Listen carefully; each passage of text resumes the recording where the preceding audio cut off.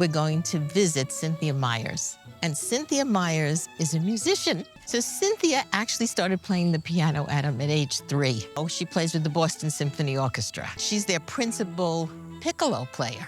And she plays the tanglewood in the summer. And of course, she also is a very keen gardener.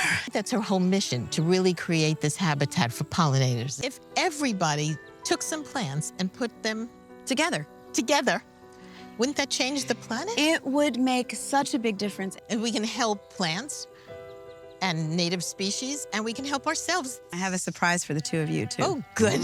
Welcome to a Tanglewood picnic. It is a very, very special place. It's a wonderful place to hear music, to experience music. I'm going to play the first movement of the Fantasy in B-flat major on the piccolo. Wonderful.